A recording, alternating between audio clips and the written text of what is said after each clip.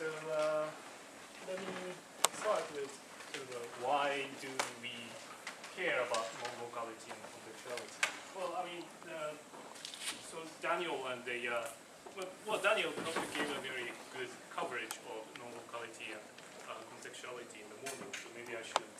I don't need to repeat too much on the foundational side, but also on the applicational side, there has been some recent discoveries of examples of in which a quantum contextuality seem to provide key computational resource to quantum computing.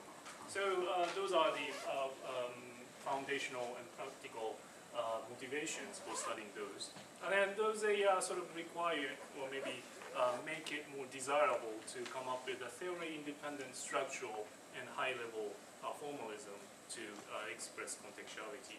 Actually, Alex gave some contextuality argument, but those following approaches are sort of designed primarily for the sake of contextuality. So you will see a very straightforward, easier contextuality argument in this framework. Today, I'm going to show you a sheaf-theoretic framework. There are some. So Linda is going to cover the connection between operational and sheaf-theoretic, and Nadish may be covering some other connections and so on. But today I'm going to talk about the bottom one, sheaf-theoretic approach. And then the outline of the talk, I have 3 sections. So the first section is sort of a massaging the basic definitions of non-locality and contextuality. And then the second section will be to give you a formal definition of the new formalism. The third one, I'm going to show you how to use it. And then in the end, I hope I will be able to show you how the framework, the new formalism, is going to show sort of hello. On the one hand, that the contextuality is a ubiquitous phenomenon. So you can find, you can look at other classical computations, for instance, and you can find a phenomenon that is formally isomorphic to contextuality. It's not just analogy, it's formal isomorphism. And also, you can see that there are many mathematical tools can be applied to contextuality, assisted by this formalism. So those are the outline. So let me slowly start in, with the first part. Okay. So the first part, I'm going to give you sort of a brief review because, well, Daniel covered it, and Alex also covered it too. So I'm going to give you a very brief review of what the Bell locality and, Bell locality, non-locality is basically. Okay, and then the conclusion will be something like that. The Bell non-locality is something like this picture. Yeah. So the point is that so this is called some impossible figure. So if you look at this side of this squarish staircase, you can just see a consistent picture of these guys descending, descending, descending.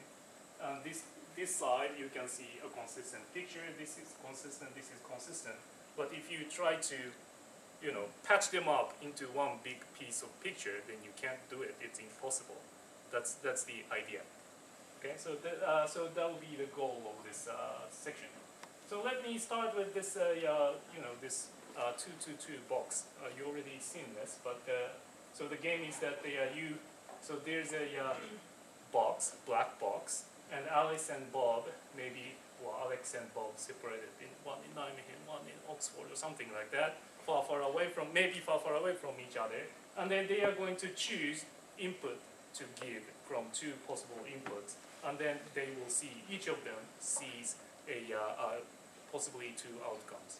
So that's and then in the quantum case, you may have some, implementation of this box, but the game is that we are going to deal with it. We are going to treat it as a black box, and then we just record the distribution of outcomes given each what is called a measurement. That's just possible combinations of inputs or measurement choices. So good? Is that all right? So in the end, you end up with this 16 entry probability table. So this says that the Alice chooses input 0, Bob chooses input 0, and then the probability that they are going to observe 0, 0 outcomes is 1/2. That's what the table says. Yeah, and then this table, this example is actually the probability table of the Bell model. So the Bell non-locality is going to say hey, this is non-local. In the sense of the following definition of locality or local causality. So the principle or this property is defined as follows. That is that this table may or may not admit a model of the sort called a local hidden variable model, which goes like this. So there's some local hidden variable, latent hidden variable, lambda, that can work as follows. So this lambda information may be sent from this lambda to Alice and Bob, and then Alice's part, what outcome Alice observes, depends on of course Alice's input choice, but also possibly on lambda as well. And then given those two pieces of information, the outcome may be decided by coin flips. And also the same thing happens on the other side as well. But the local causality says that because Alex and Bob are separated far, far away, or Alice and Bob are separated far, far away, this part of the coin flip and this part of the coin flip are independent of each other. So their outcome, the combination of outcomes they're going to observe are just given by the product or multiplication of the two probabilities. Yep. And then there's some sort of some loophole assumption, and then you're going to add up all the cases of lambda, and you get the table, the original table. That is the locality. So this famous Bell non-locality is a statement that this table does not have a local hidden variable model like this. That's what the theorem is about. So good. Is there any? Okay. All right. Now, so quantum mechanics may violate this locality condition, but it has to satisfy the following property called no signaling. That is a little bit like a sort of a relativity-ish principle, which says that this probability of Alice observing this outcome must be independent from Bob's choice of measurement. I think Daniel mentioned it too, right? So the point is that this is, superluminal signaling of Bob's measurement choice cannot reach Alice faster than light, or something like that. Now, in terms of the probability table, it can be stated like this. So, given the table, you can get this probability of outcome being, say, 0 something, can be obtained by as a marginal. So 0 something, probability of 0 something is the sum of 0, 0, 0 and 0, 1. That's clear, right? 0, 0 and 0, 1. Add them up, you get the 0 something. Yeah, that's so the point is that this getting the part of Alice's part of probability is marginals. This is fundamental to the next 30 minutes, but marginals give you this. Okay. All right. The same thing happens with the Bob's other choice as well, and then the no signaling states that those two probabilities must be the same. Therefore, you can write both. This for both. So this probability and this probability and this probability are the same. Meaning, Alice's observation is independent of Bob's input choice. So good. All right. Then the Bell table also satisfies this. So the so in terms of the probability table, no signaling means that this marginal and this marginal, this is 1/2, this add up to 1/2, the same, yay, and also this one, this is about the Bob's observation. This is 1/2, this add up to 1/2, yay, yeah. It's very easy thing, but anyways, point is that there are two conditions of locality and no signaling, and our target is something like the following. So there's a class of no signaling probability tables, and some of them are local in the sense of admitting a local hidden variable model, and the other half or something is non-local. And then quantum realizable tables are something like that. But my talk is mostly concerned about this distinction and this distinction. So I'm going to sort of tell you what it means to be here. So yeah. And then even though I'm going to sort of mainly discuss a Alice-Bob setting, but my formalism or any formalism should be general enough to capture cases beyond two parties to inputs and to outputs case. Yeah. Even though as examples, it's 2 to 2 is very easy to deal with and it's enough. So I'm going to mostly talk about 2 to 2 cases as examples, but behind the scene, it's easy to go beyond this. Anyway, so that's the target. Now, so to investigate this class and this class or this class of probability tables, there are some basic notions like fundamental investigation. One is convex combination of probability tables. That is to just give you a mixture of tables. For instance, you may have this table and you may have this table, and in the mixture you can take a sort of a weighted sum of the probability tables and you get something like this. So this blue table is one table, green table is one table. You take a weighted sum of them, then each entry of the resulting table looks like this. So good? It's quite easy. It's just a mixture. Yeah. Then you can do some sort of a convex geometry of probability tables on a Euclidean space like this, because it's convex combination, so you can represent them as points in convex geometry. Anyways, so that's one notion. Next, second notion is called deterministic tables, like this.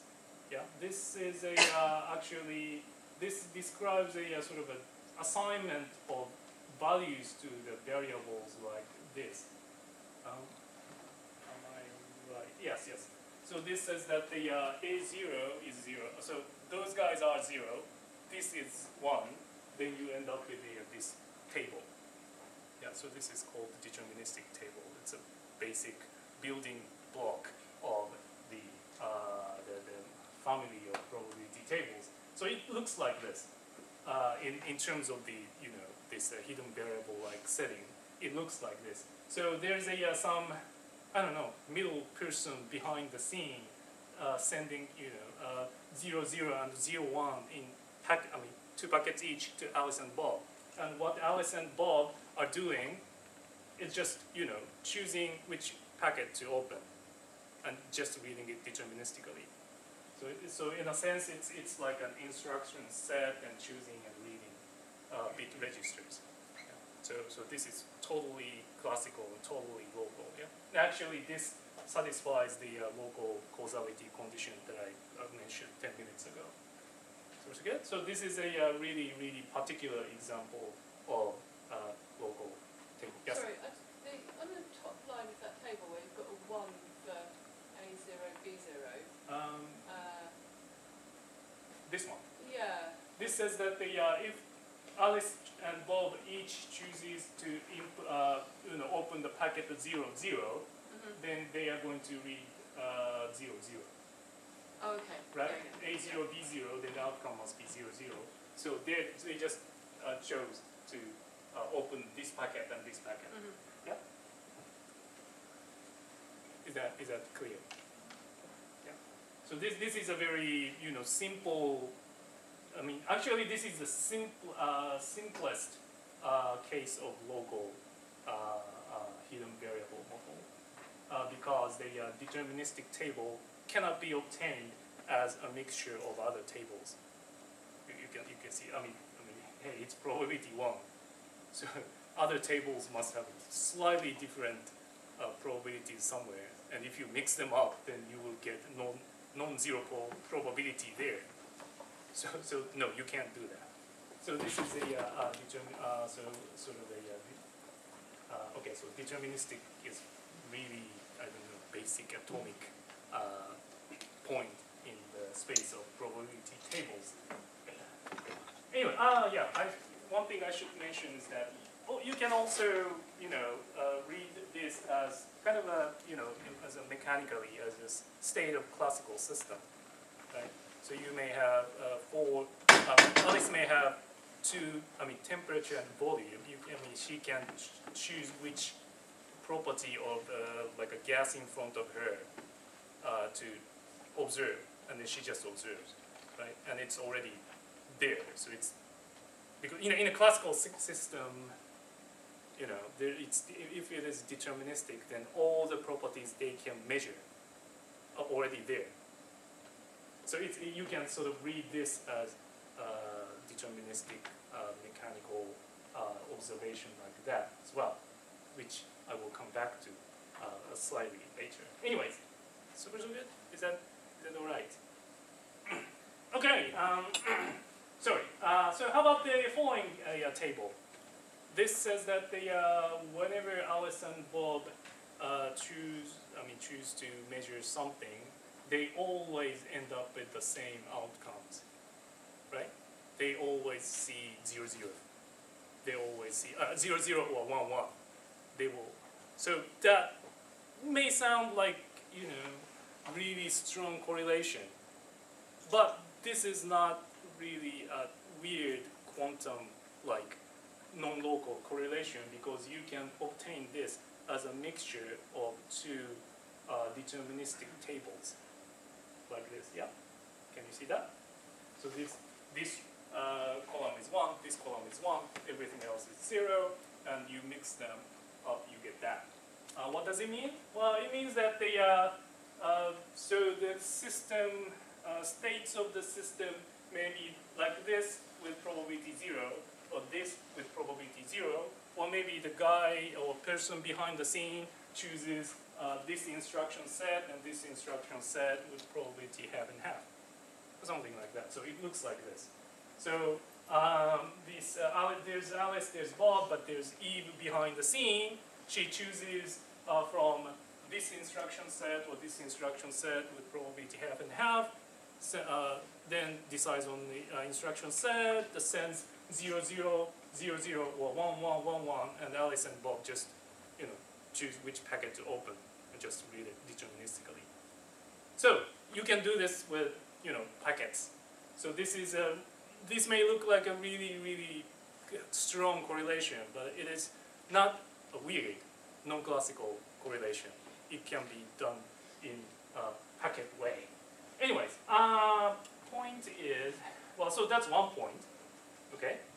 So if you mix deterministic hidden variable models, you end up with still local hidden variable models. Yeah? And then, so this is called the deterministic hidden variable models.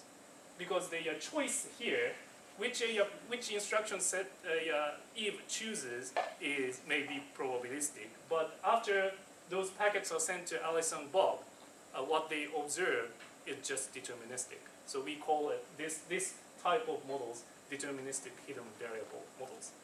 So is that all right? Clear enough. Now, a slight mathematical perspective change is that given this kind of mixture, you can rewrite this as this big probability table. I mean, wide probability table, right? So this is just giving a joint distribution to all these assignment of values to all the variables, like Alex was talking about around the end of this tutorial. So good. And then you can get this squarish probability table back by taking marginals on each row. So it's good. I mean, marginals is to, you know, if you want to forget the information on some parts, you are taking marginals, right? 0, 0, and 0, 1 add up to 0 something. That's the same thing. It's just taking the marginals to get this one back. Okay, you know, massaging of the. Well, one more curious thing is that because deterministic hidden variables, deterministic hidden variable models are convex combinations of deterministic tables, you end up with the following convex geometry. So deterministic tables cannot be a mixture of anything else. So in this convex geometry, it must be a vertex, right? Do you remember? So this guy is deterministic, this guy is deterministic, and you mix them up, you end up with things like this. But there's no other probability table whose mixture gives you back like this. So you end up with a sort of a polytope in this Euclidean geometry. And then, okay, so very good. And then you can say that this polytope is the class of the family of tables that admit deterministic hidden variable models. I mean, that's the definition, yeah? That's obviously a subclass of local tables in the sense of admitting a hidden variable model, probabilistic or deterministic. So far, is it clear? I mean, this direction clear. I mean, deterministic hidden variable models are hidden variable models. So this, it's almost trivial this way. But actually, there's a theorem by Arthur Fine stating that the other way goes as well. So that the deterministic hidden variable models, class of deterministic hidden variable models is enough to define a local causality. So that's what the theorem says. So theorem says that the probability table is local if and only if it is a mixture of deterministic tables, or there's a distribution over assignments that gives back each table as marginals. So good? Was it a little bit too quick at the last part? So 5 minutes ago, I showed you convex combination and the marginal over the assignments are the same thing. Right? So, okay, maybe I sort of messed up the explanation. So okay.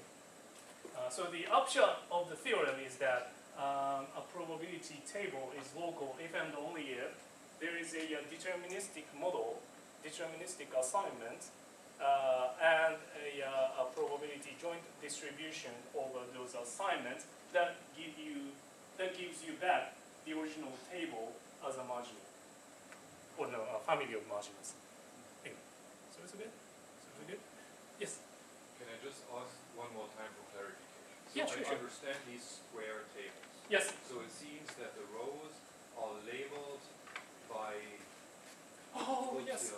Sorry. You made a mistake. Yeah, Yes, so the rows, one. anyway, one Yes. know that. Yeah. The rows are labeled by the choices of measurement bases. Yes. And the columns are labeled by the outcomes, and in the table you have the probability model. Yes. So far so good. And Yes.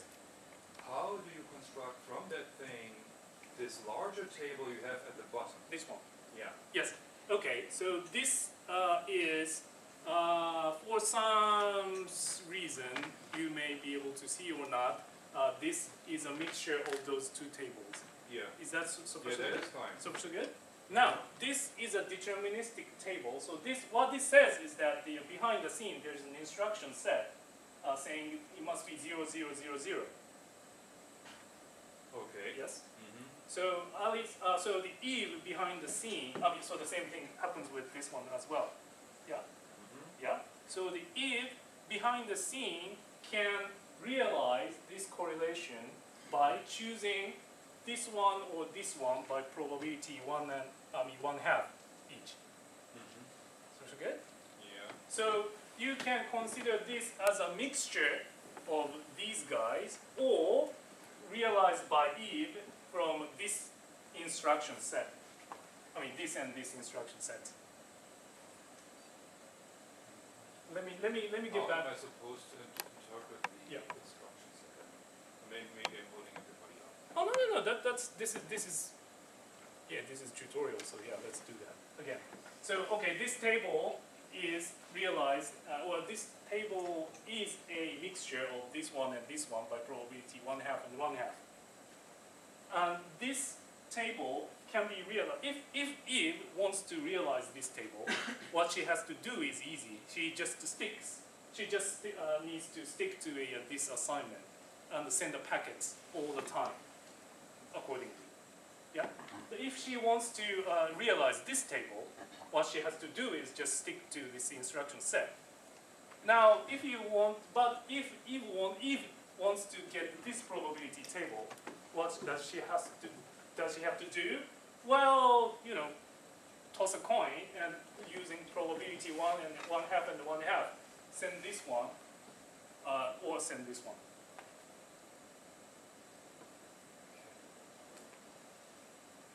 Maybe I'm just repeating myself and not quite making things clear. Kohei, in the labels you have for the models, that's supposed to be the outcome if Alice chooses 0, the outcome if Alice Yes. chooses 1, Yeah. and so on. Yes.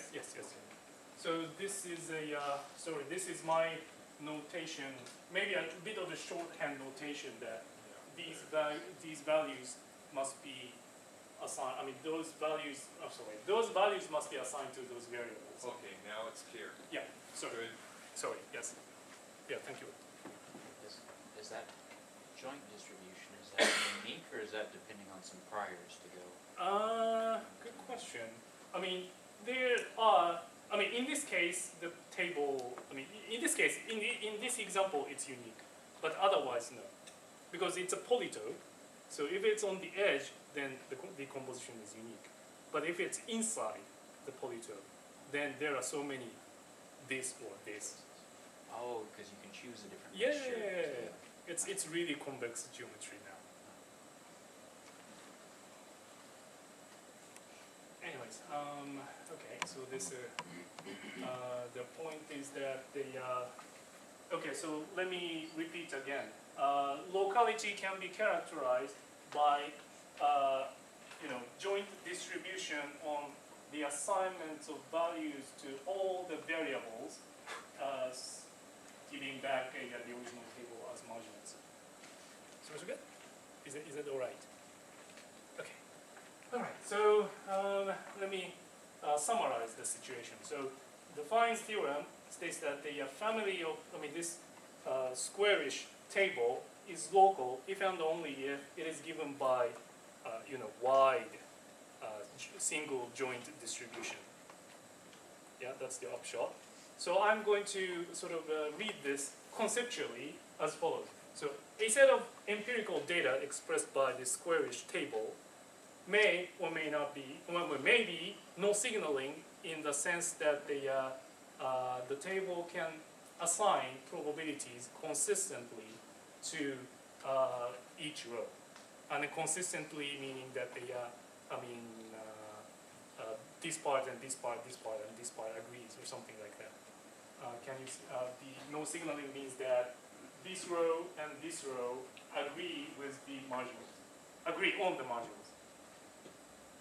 Yeah. So this is a local consistency that the sense of local consistency I'm putting forward.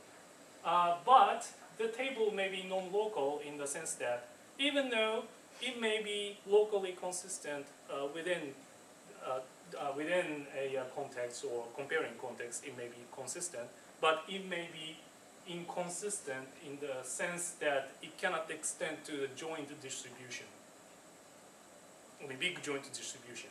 Yeah. Okay. So the point is that the table may assign probabilities consistently to small contexts or contexts that are allowed by quantum mechanics or whatever, but it cannot assign probabilities to the entire set of measurements. It's super good. Can you kind of see the theme of that impossible figure coming back? Because if you see this side, it's consistent, this side, it's consistent, this side, it's consistent, this side, consistent. But if you want to take all the entire picture, it's inconsistent. That's roughly the same theme. I mean, so far I'm just saying it as a sort of a conceptual, rough idea-ish thing. But can you roughly see the analogy between those two phenomena? All right. Then that's the end of the first section. So I'm going to call this part locally consistent in the locally in the sense of small contexts, and this part I call globally inconsistent in the global in the sense of the entire set of assignments. No, the measurements. So this is the end of the first part. And this is a sort of a thing, or that sort of the thing with the impossible figures. Those are the kind of things that sheaf theory is good at dealing with. So in the next section, I'm going to review a little bit of sheaf theory-ish ideas. Okay. But do you have any question so far?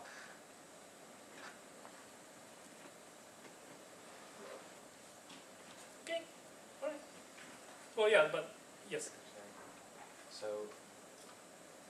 sorry because I came in late. No, The definition of locality you're using is the normal factorization by a hidden variable? Yes. And then this is equivalent to having a joint distribution. Yes. For all kinds of scenarios, not just 2, 2, 2. Yes. So 2, 2, 2 is by fine, and all scenario is by Abramsky-Brandenburger. Okay. Yeah. I mean, this guy Abramsky who isn't here. Nice. Anyway. Is this difficult to show, or is No. it very? Okay. No, I wonder because it takes a bit of space. It feels intuitively obvious. I didn't know if this was a kind of there's non-trivial work here to actually show this. It's sort of a because Samson is not here. I would say it's tedious checking. Oh, okay. It's you just need to show that the any given hidden variable model can be decomposed into deterministic ones. Ah, okay. Yeah. Via this. Yeah. Okay. Usually, the quantum mechanics introduce non-commutativity. And, Yes. What's the general relation between non-commutativity and non-locality? You mean like measurement? I mean, non-commutative measurements and so on. Or non-commutativity represented by uncertainty principle for standard deviation, something like that. All right, that's a good question because in the next section I'm going to throw out the locality, non-locality part out of the picture. In the end, what is relevant to this picture is whether the question or measurement or whatever can be measured or asked at the same time or not. If your system prohibits you from asking them at the same time, then they cannot be in the same context. That's the only relevant information I need from quantum mechanics in the following section. I will show it to you eventually. Then you can ask me again. So you don't care about the multiplication for observables. It's typical in quantum mechanics. Multiplication, you mean? In quantum mechanics, observer is defined by operators. Okay. The operator have the multiplication operation. Okay. Mathematics. Arithmetic. Right. That's you just forget about those algebraic aspects. Yes. If you want to, so the game is like this. I will abstract away from those aspects of quantum mechanics. And I'm going to just focus or be concentrated upon the topology of what context is admissible and what is not. Yeah. I mean, if you want to implement that using quantum mechanics, then yes, great. And then you will end up a really complicated structure, a complicated topology here. But that's sort of the thing I want to abstract away for the sake of a theory-independent, high-level description of contextuality. So I'm not ruling that out, but it's sort of a perpendicular to my interest. But you assume always your hidden variable model can be described by commutative algebras. You mean like Boolean Yeah. algebras? Yeah. Sure. Yes. Because that's what the usual definition of locality amounts to. Yes.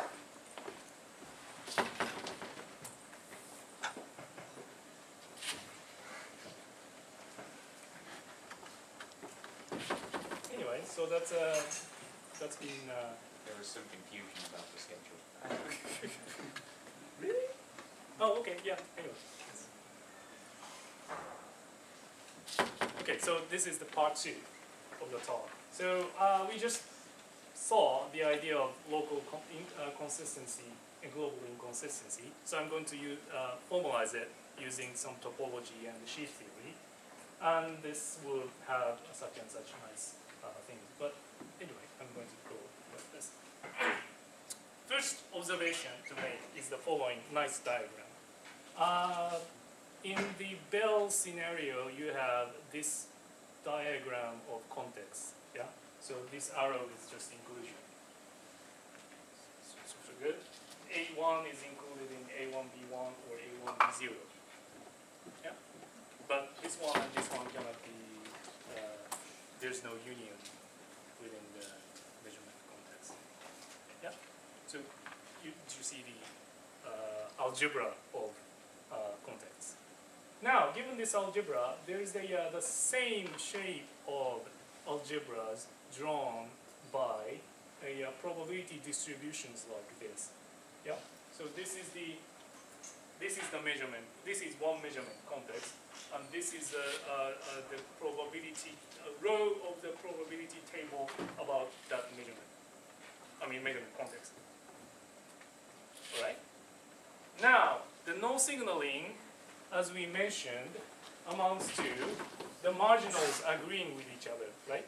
So if you represent marginals with this arrow on the top, going down this way, then that's no signaling. So forget.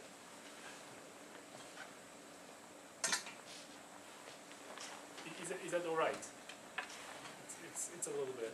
It may be a slightly strange way of representing things, but this is so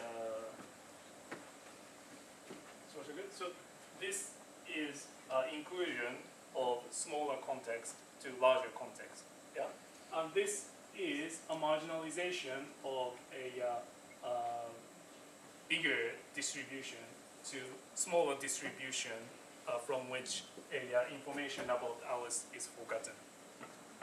Yeah, this is a marginal, and the no signaling meant this marginal and this marginal must agree. That's what. Yes. So basically, you cannot tell from which one it comes. Right. Yeah. Right. So right. Because if it doesn't agree, if it's inconsistent, you can tell from which. Yeah. If it doesn't agree, then Alice can use the that information to probability infer that it was more likely that Bob pushed this button rather than that button, and that is a superluminal information trouble. Yeah. So the no signaling means that they must agree with each other. Okay. So no signaling means that this and this agreeing. Now it gets even nicer because there's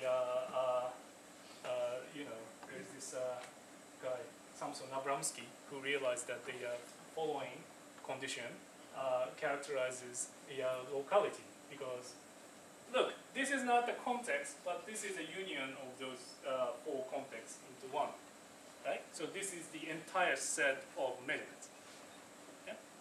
And then the locality meant, like we reviewed 10 minutes ago, that there is a joint big distribution over the entire set of measurements that gives back each row of the table by marginalization. Looks good. So the thing is that this extension of the diagram may or may not extend like this, and the extension means locality. Looks good. So this is sort of a diagrammatic way of representing locality and non-signaling.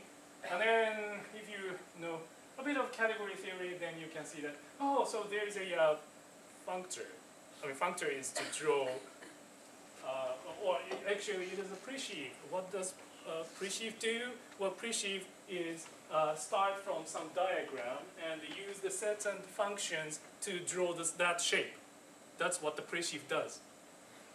Pre-sheaf is to draw a diagram of the shape you want using sets and functions. And this is exactly those elements of those distributions. So in a sense, this is some sort of a section, consistent section of a pre-sheaf in the category lingo. And then in the category or sheaf-theoretic lingo, the previous conditions mean that this is a matching family and this is an amalgamation of those matching family into one. You don't need to understand that right now, but the point is that those two ideas are highly sheaf-theoretic ideas. Because the definition of a sheaf involves those two notions, right? The sheaf is a pre-sheaf in which any matching family has a unique amalgamation. So, see, that locality and non-signaling involved both these notions. So yeah, I mean, sheaf theory, or a little bit more general than that, of pre-sheaf theory is a really good way of attacking non-locality. So, okay? When you say unique amalgamation, you don't mean a unique joint distribution? Yes. So therefore, the pre-sheaf made by all the distributions are not sheaf. Because the amalgamation may not be unique, or amalgamation may not exist when the model is contextual. Yeah, so I'm not saying that this structure is a sheaf. I'm saying that the sheaf theory of distinguishing sheaf from other pre-sheaf, this is really these two notions really capture what is going on in the locality and non-signaling. Yeah, my question was only about the uniqueness of the amalgamation. Yeah. What does that mean? Does that mean that there exists a unique joint distribution? Yes. That would mean that, therefore, it is false. I see.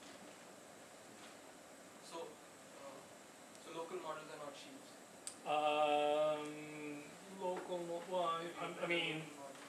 This functor is not, this pre-sheaf is not a sheaf. Yeah.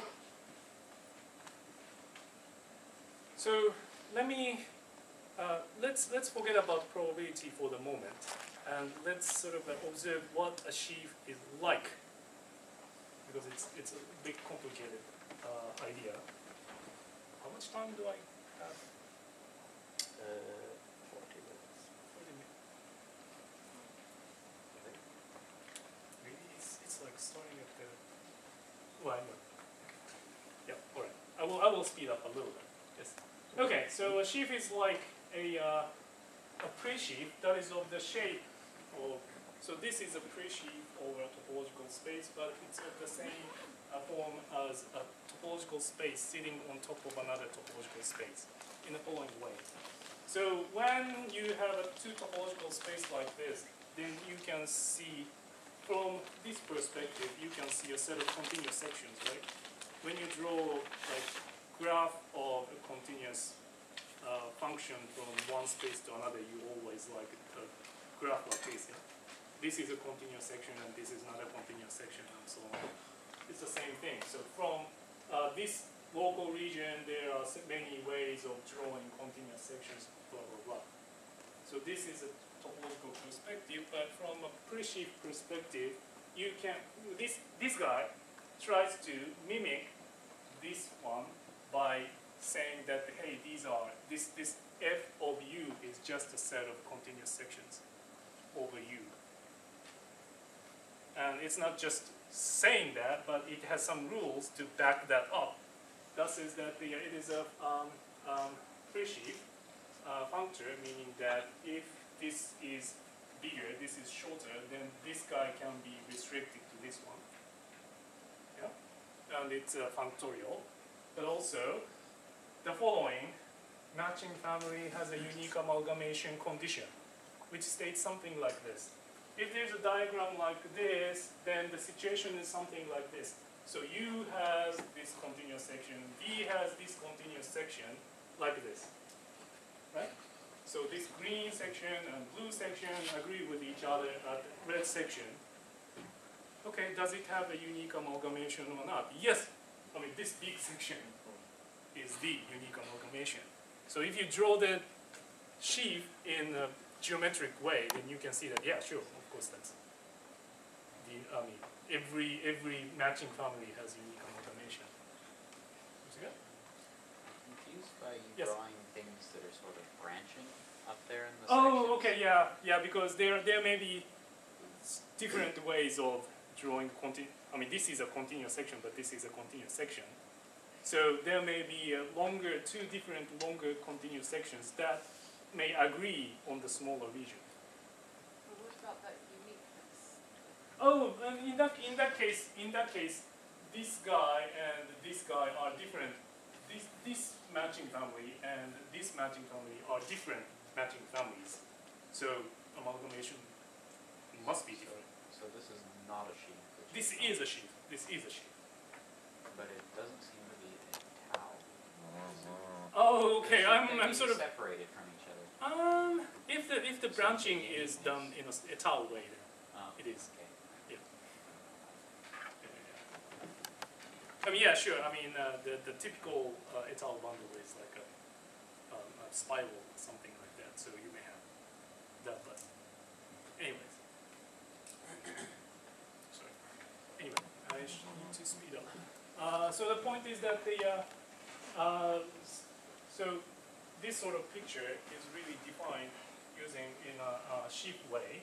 Now, I'm going to use a slightly different idea, but essentially the same idea of as follows. Because unlike genuine topological space or algebra of open sets, you cannot take this one and say, hey, union is open, right? The point of the game about Bell setting is that you can't join context and context into a bigger valid context. So you cannot go bigger, but can you do anything about that as a topological space? Yes, because there's a notion of simplicial complex that is just like this. That is a downward closed family of finite subsets. Those are called a simplicial complex. And that approximates a topological space by counting those singletons as vertices. And then those two element sets as edges, three element sets as triangles, and so on and so forth. Yeah. So this is a sort of an abstract combinatorial approximation to the space composed of triangles, tetrahedra, or edges, vertices, and so on. So good? Yeah.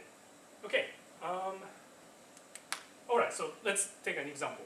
So given Alice and Bob, two measurements each, then you can have four combinations, and then you end up with this simplicial complex.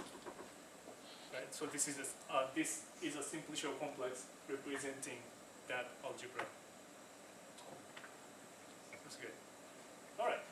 But I'm going to draw this like this because it looks more simpler, but also it shows you the point of the simplicial complex that this is an approximation of a circle.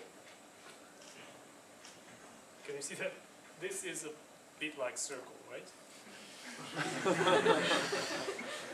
So this works as an approximation to circle. Because the point is that you can't cross the circle. right? If you want to go from here to here, you have to go this way or that way. That's what topologically is.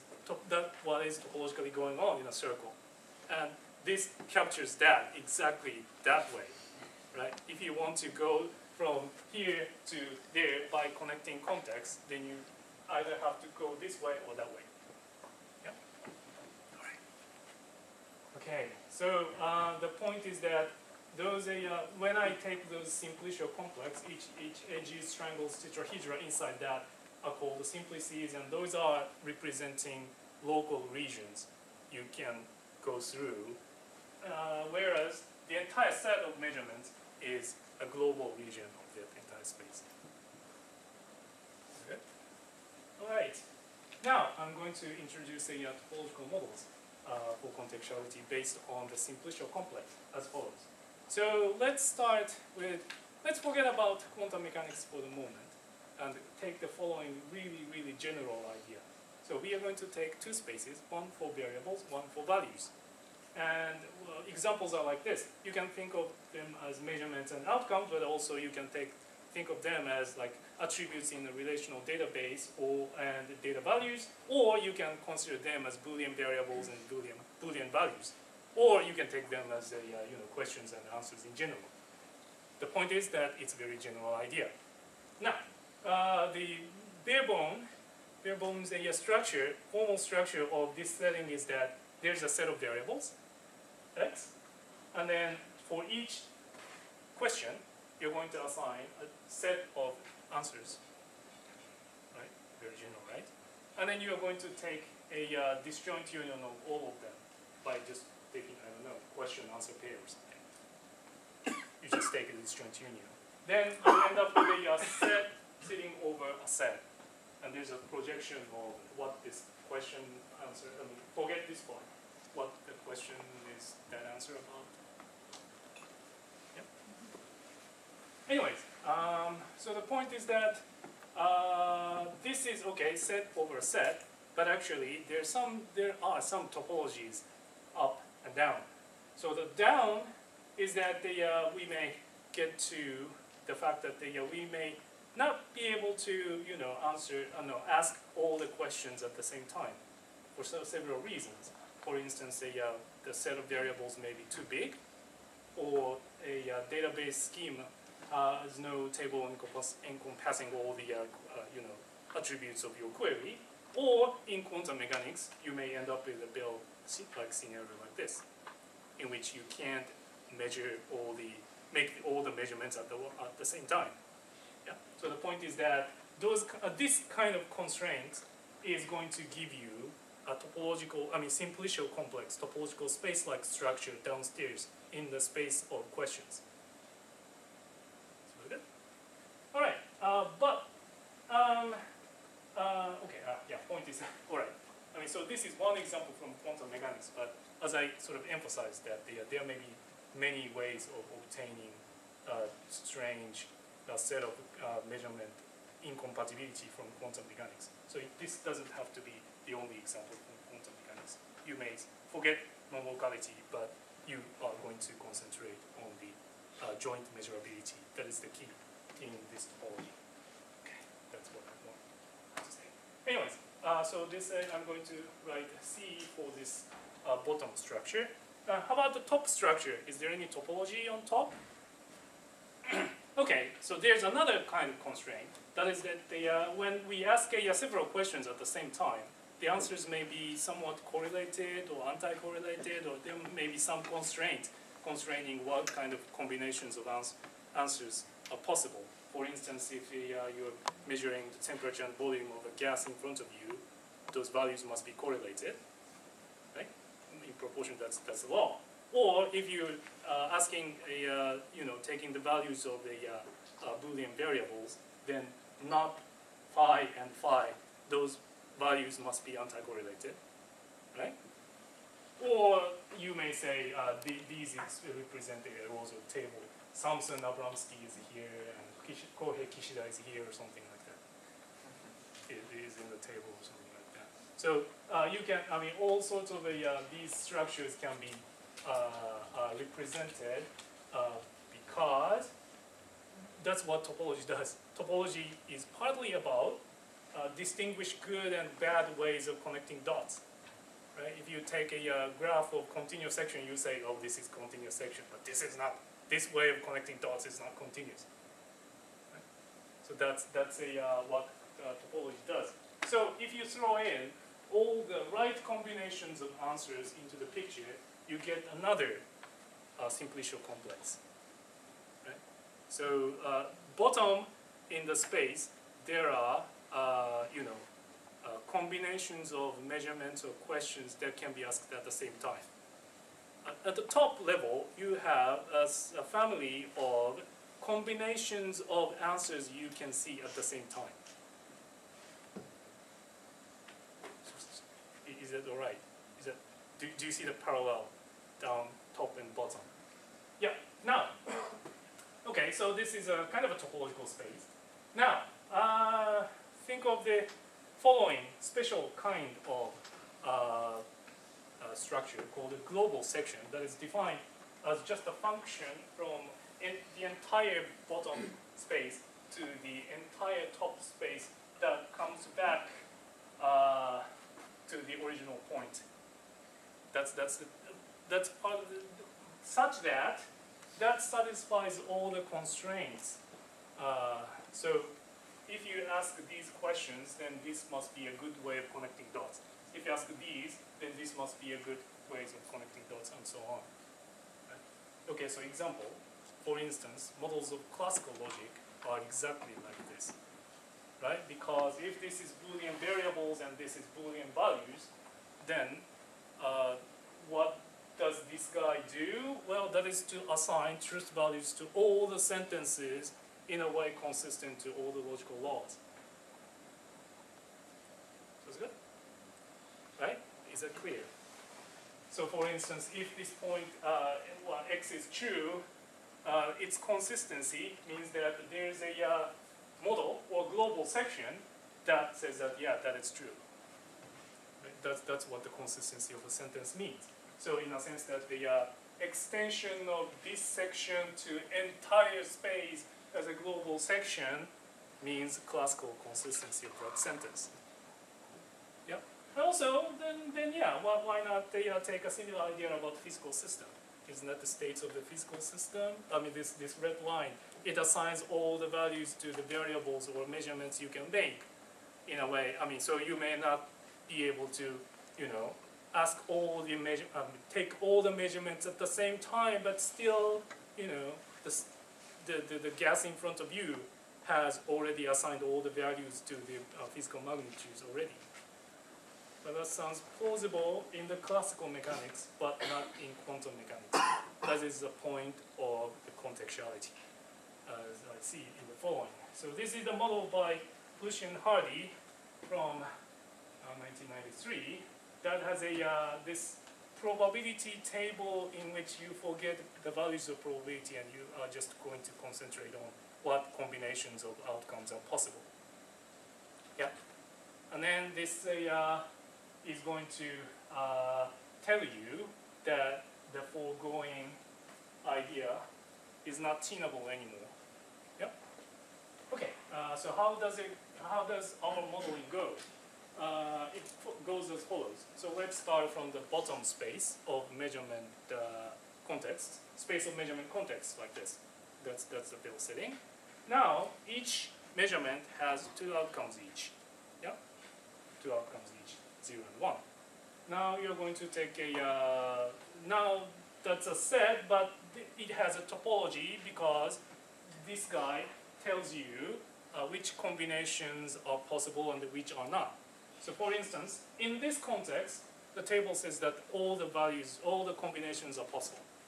So, okay, I'm going to throw in all the ways of connecting dots as good sections. Yeah? But how about this context? Well, that says that the 0, 0 is not possible. So I'm going to omit 0, 0 combination here. All the other three combinations are possible according to the table, but this one isn't. So I'm going to omit that. Do the same here. And do the opposite here. 1, 1 is not possible according to the table, So I'm going to throw in 3 edges, but not the 4th one. So good. So this is our modeling of the probability possibility table by Hardy. Now, interesting thing happens because, well, there are some global sections in the picture. For instance, this green green section represents the values, assignments of those values to those variables. Right? A0 must be 1, B0 must be 1, A1 must be 0, B1 must be 0. Yeah, so this is like a deterministic table. Right? This is an instruction set. So when Alice and Bob choose, say, for instance, this combination of measurements and observe this one, then they can explain the situation by referring to an instruction set or Eve working behind the scene, right, deterministically. They can do that when they see this. But, in contrast, suppose they see this, right, then, well, you can either use this one or use the picture. You can see that this section doesn't extend to global section. It cannot extend to the global section because they, well, table-wise, these are prohibited, but in the picture-wise, this is the only way you can extend. This is the only way you can extend. This is the only way you can extend. Right? So what does it mean? Well, so there's no global section containing this, which means if Alice and Bob choose these measurements and see these outcomes, then they cannot explain the situation by referring to a deterministic assignment of values to the variables or the measurements. Because any explanation is inconsistent with some of the physical laws of the state. Yeah? So this kind of shows that the classical picture from 10 minutes ago is untenable with this model. Yeah? So we are going to call this this is defined and called a logical contextuality in the sense that not all sections extend to global ones. But the point is that I'm sort of selling now the idea again that this idea of contextuality consisting in local consistency combined with global inconsistency is really captured by this topological model. I hope you agree with that. Yes? I think that there's some exceptions about maximally entangled state doesn't conclude inconsistency. Right, for example, Bell state is not logically contextual. Hardy is non-locality without Bell inequality. Right, so Bell, well, this violates. The maximally entangled state is the exception. Yes, in the 2-2-2 case, there are some exceptions, yes. That is true. In a quantum, as I mentioned at the beginning, I'm sort of, well, anyway, yeah, that's true. 2-2-2 is a sort of a weird animal, so yes. Maximally entangled. Yeah, well, yes. But only the 2-2-2 case, in fact. Yeah. Because one can show for all other cases that... So yeah, GHZ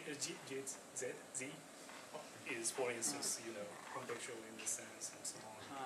I think it depends on some symmetry.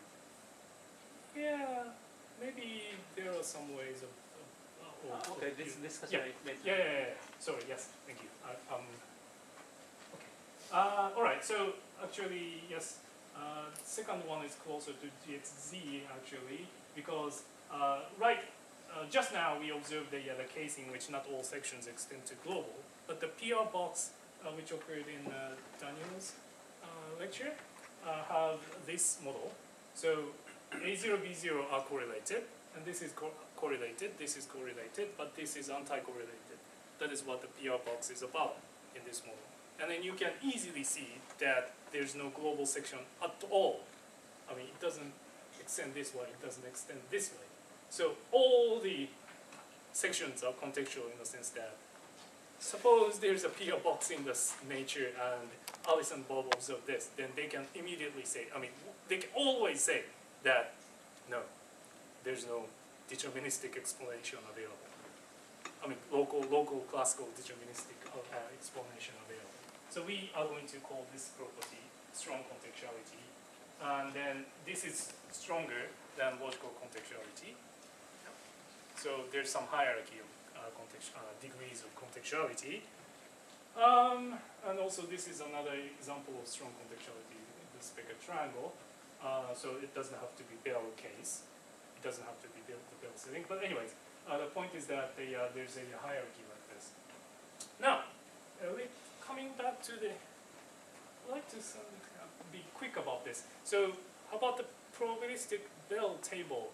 How does it compare? Well, so Bell table is a probabilistic table, so it doesn't only assign what is possible, but also it assigns, say, probability values like this. Yeah. So how about visually representing this by a width of band in a more visually pleasing way? So this is sort of a representation, not very useful, but a representation of this probability table. Now, think of that example again of this perfect correlation between Alice and Bob. That was local in the sense that, well, this is a mixture of this band and this band. Yeah? Therefore, that was local causation. It was local. That means that if you forget the width of the band and forget on the edges alone, then you get classical, non-contextual one in the sense I defined 5 minutes ago of logical contextuality, right? So the upshot is that Bell local implies logically non-contextual, or contrapositively, logically contextual entails Bell non-local. How about the other way around? Well, actually, the other way doesn't go because the Bell table is not logically contextual. It's a little bit, takes a bit time, but you can see that every section can be accounted by a global section. Anyway, so this is a hierarchy of contextuality, and in the 2-2-2 case, it's really nice because this hierarchy captures the probability polytope in a very nice way, because this part is this part is Bell or probabilistic non-locality or contextuality, but this edge is logical contextuality, and this vertex is the strong contextuality. So there really is, this idea of logical contextuality or strong contextuality and so on really, goes to the core of the probability polytope. But anyway, that's one thing I want to stress. I'm going to skip this, technical definition. So I'm going to skip technical definition. Yeah, I can skip. If I have time, I can come back. All right. So, is there any question about the part 2? About the rough idea of what topological model is, and rough idea. Given that, what's the idea of contextuality in this setting? Characterization of contextuality in terms of whether a given local section extends to a global one or not. That is the local consistency plus global inconsistency. Is that idea clear enough? So far?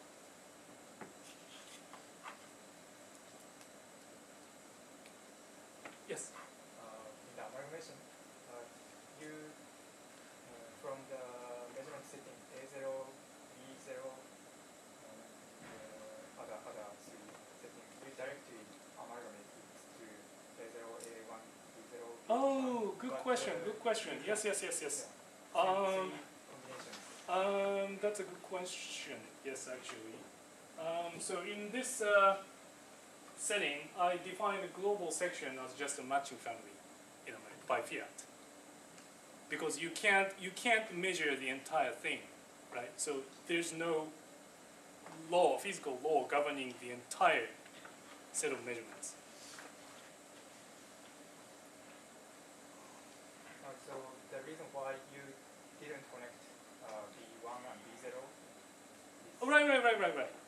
That's because the quantum, in this case, quantum physics prohibit, or the constraint of the system you're observing prohibits you from measuring B0 and B1 at the same time. So the underlying topology is defined by the physical. Yeah, that's yes. That's I kind of wanted to convey when I was speaking about this one. No, this one. Yeah. Yes. Can I make some comment? Yes. Can it show you the picture about the inclusion and the Oh yeah, sure. constant probability? Yes. Inclusion and the first one. Yes. You mean this one? This one. Yeah. Yep. Yes, and this picture is very common in the operator algebras, and in the, if Yes, you consider the subalgebras of Yes. operator algebras, you are defining the conditional expectation on this subalgebra, and this conditional expectation is usually the conjugate of the inclusion map. So Yeah, okay. Yes. the lower picture is just showing the inclusion map. Yes, that's true. And the higher mapping is just projection. It's Yes. conditional Yes. expectation. And usually classical case, every subalgebra has conditional expectation. Yep. But the non-commutative case, in general, that does not exist. However, for type 2 phoneme algebras, and you are given a trace, normalized trace, then for every non-commutative subalgebra has conditional expectation only in that case. So such a case for the trace is very exceptional case in which this diagram is completely satisfied. Inclusion and projection always exist.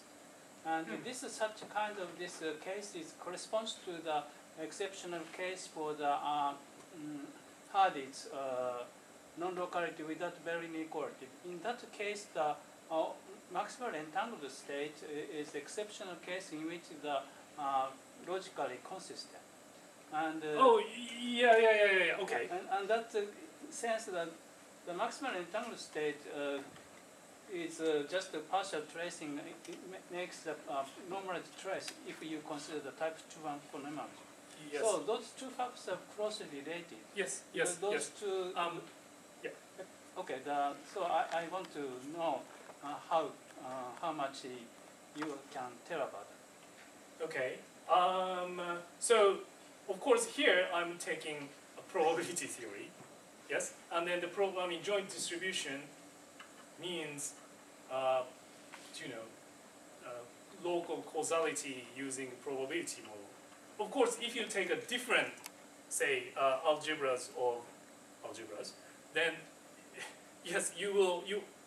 That means that yes, it's like classical mechanics has a consistent picture of the situation, because the consistent picture of the entire situation comes from the description of the entire model, and then you forget some parts and you get partly the information back of the, not entirely, but so the thing is that yes, so this is a very this is a this is related about if you want to extend the probability theory to Non-commutative probability. I'm sorry? Non-commutative Oh, probability. yeah, okay. And only one exception, Yeah. there is a constant expectation in every subalgebra. That is the case with the normalized trace. And the normalized trace is obtained from the maximally entangled state. Yeah, I don't have a very wavy answer to that, so probably I should. You can calculate by the matrix algebra, because if you normalize trace this algebra is same property. Okay, all right. Yeah, okay. So it's an interesting sort of a general mathematical / physical sort of question of when you can get an amalgamation like this. No. I mean, what kind of structure here will allow you to do that? I think The characterization will be, classification will be an interesting issue. should be Yes. there's some Yeah, interesting connection. Thank you. Okay, maybe I should. Okay. All right. So let me just quickly go to the part 3 and at least do the AVN argument.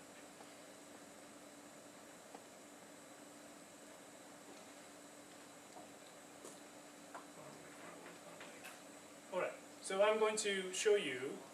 So, okay, as I said. So when you see a new formalism that you haven't learned, then of course you're going to ask, I mean, is that useful? What can you do that using it? So I'm going to show you, hopefully one, or hopefully two, but just one, if the time allows.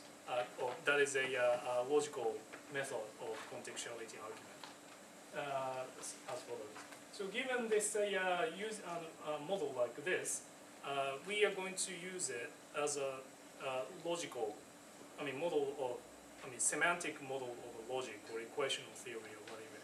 I mean, because we define this generally, so now we can use it generally as a semantic structure. That's the virtue of the thing. So for instance, say, if you have this one, then you can write, say, addition mod 2 formulas, and you can say, oh, 0, 0 satisfies x plus y mod 2 equals 0, 0, 1 says this, 1, 0 says this, 1, 1 says this. So good? It's just addition modulo 2. So good? Now, if you do that, then you can use that to describe models like PR box. Okay? So PR box is going to say, well, okay, about this set, I mean, combination of variables, this law holds, so the model satisfies that, and so on. So this is correlation, correlation, correlation, anti-correlation.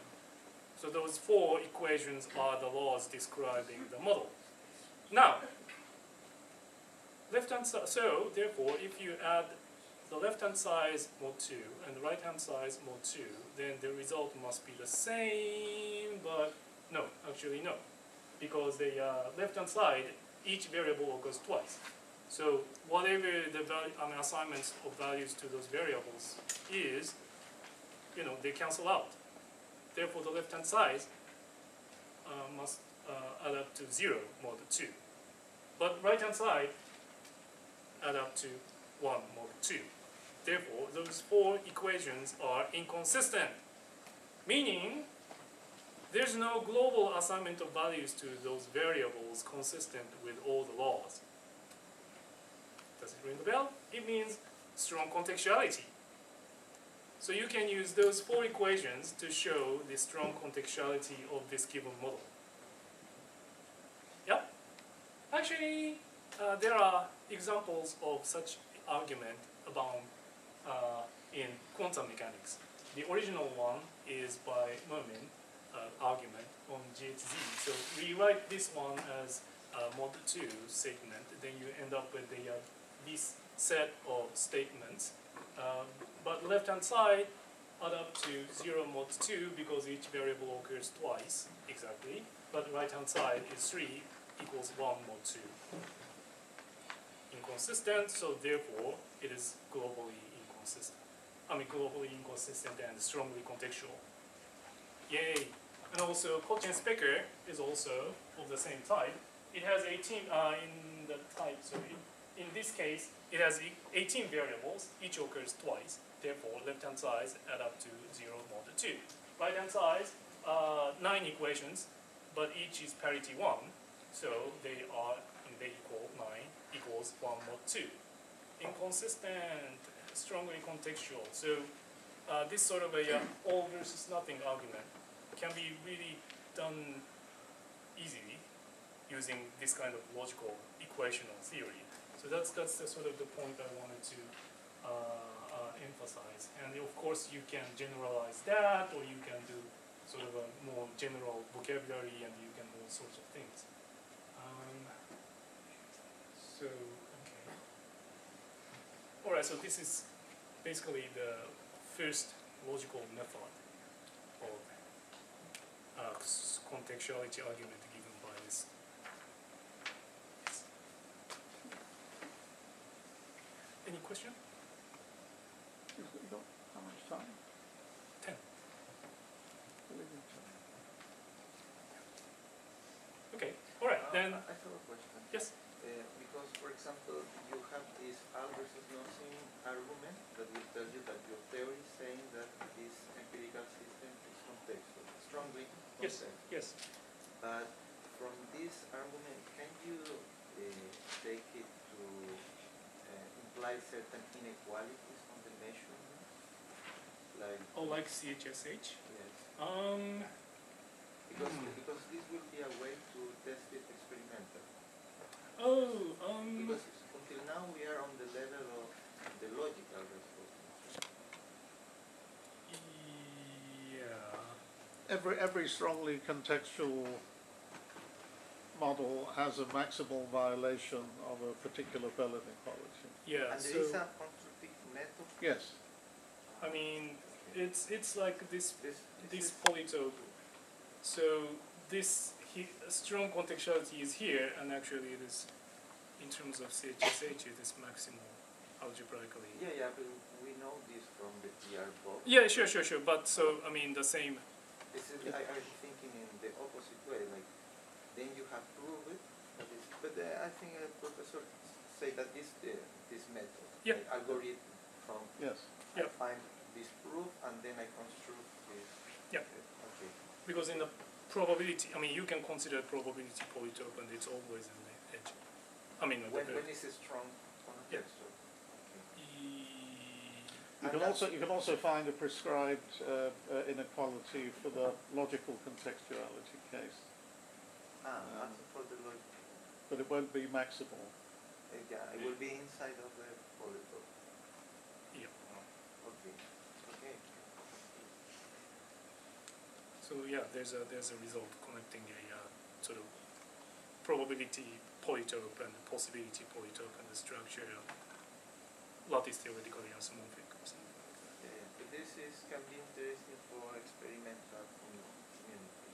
Okay. Yes. Yeah. I think.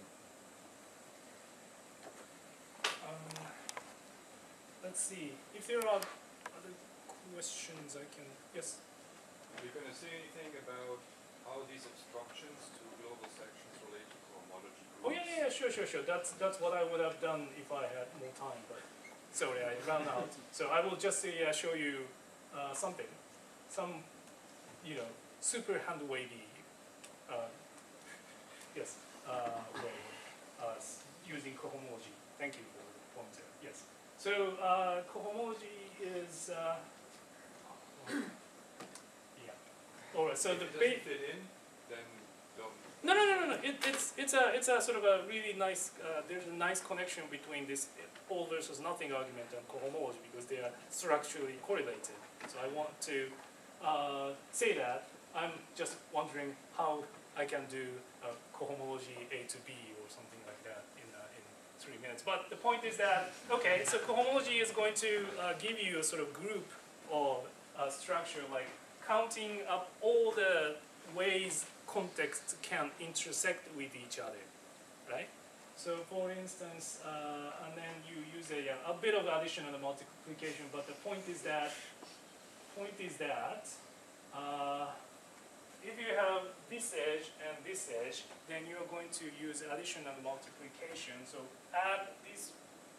This is going to give +1 to this point, and then you are going to subtract this part. So this is +1 minus 1 equals 0, right? So the intersection of those two so when contexts intersect with each other, sections may or may not intersect with each other, and you can roughly approximate a nice way of intersection using addition and subtraction, and the result being 0.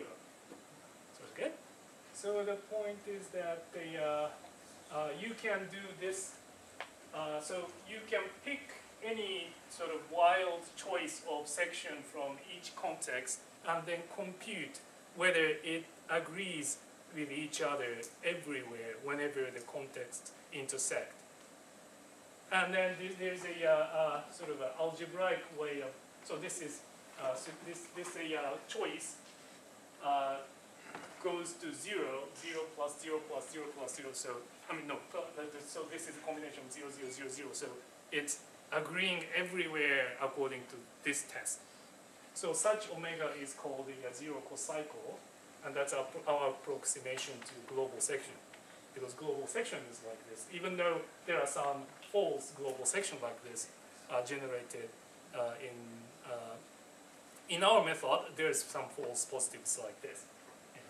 But anyway, long story short, there's a you can find a sequence of two group homomorphisms such that the first one is essentially the group of zero cocycles or approximation to global section, and the second one is a group of sections over a given choice of your context, such that the image of this one and the kernel of this one agrees with each other. In other words, if you are interested in a section of your, whether a section of your choice is going, I mean, does it extend to a global section or cocycle or not? That question is answered by just, you don't have to go this way. Because of this nice property, you just have to send it by this group homomorphism to here and see whether it is 0 or not. That's a very that's a nice algebraic way of characterizing whether the section of your choice is a restriction of a global cocycle or not. So this is a we can call this gamma of your section as an obstruction to extension of your section to the global or not. And then this gives a sort of a partial test of your, so if the obstruction doesn't vanish, then you can say that your section doesn't extend to global, therefore it is contextual. Okay. So there are some false positives, but it works for many cases, like Pia box, but also including GHZ, Chen-Specker, and so on and so forth, to which we can apply ABN argument, because we have a structural theorem saying that the strong contextual by ABN argument implies cohomology captures that. So this is the sort of a relation between the, okay, so this topological picture, sheaf picture, gives you two methods, logical and cohomological methods, but you can also show that there's a structural connection between those two methods. So that's okay, concluding the section 3. Maybe we should.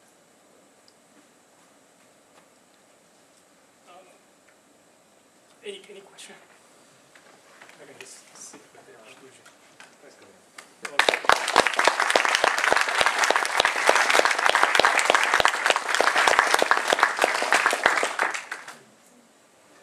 Any more questions? I have a comment relating to Professor Mazara's comment. So the point about the maximally entangled bipartite state is that indeed, I mean, that's a state, and the question is, are there local observables for which one gets a Hardy argument? And in that case, one can actually show that there aren't. So that is an exception to where Hardy arguments arise. But on the other hand, one can show that in all other cases of n-partite pure states, other than where the only form of entanglement is maximal bipartite entanglement, there are local measurements for which you can give, for which you can produce a logically contextual model. So it really is an exceptional case. I mean, that's one point. Yes, this maximally entangled 2-2-2 case. Yes. I have another comment for this.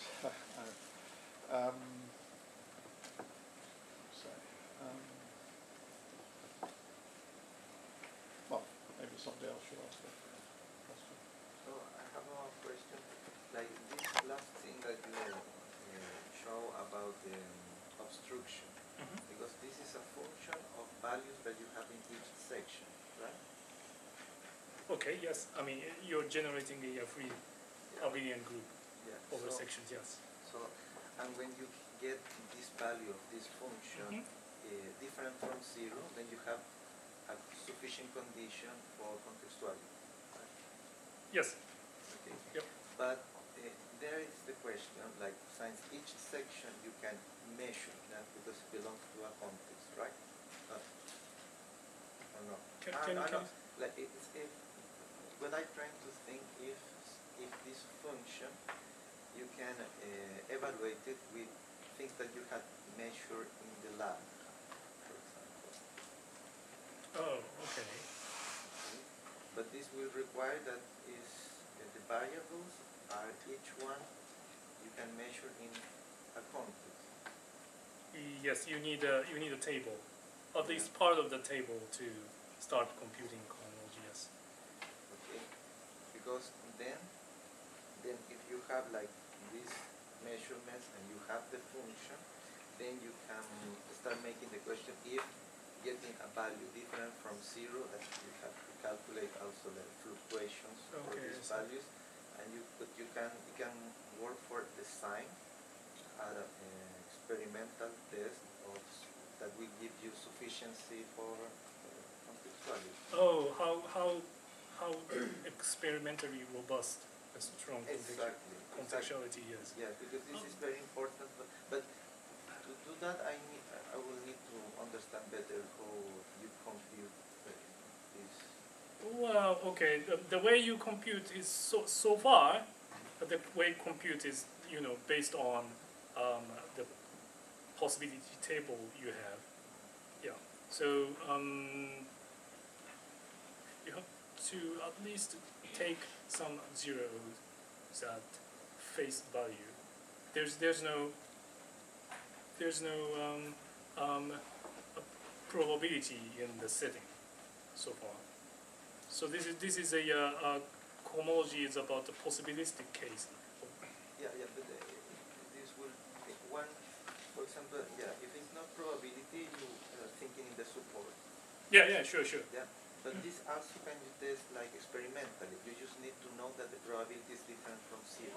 Okay. And so this Yeah. also can you start thinking about how robust is telling the difference between 0 and other things.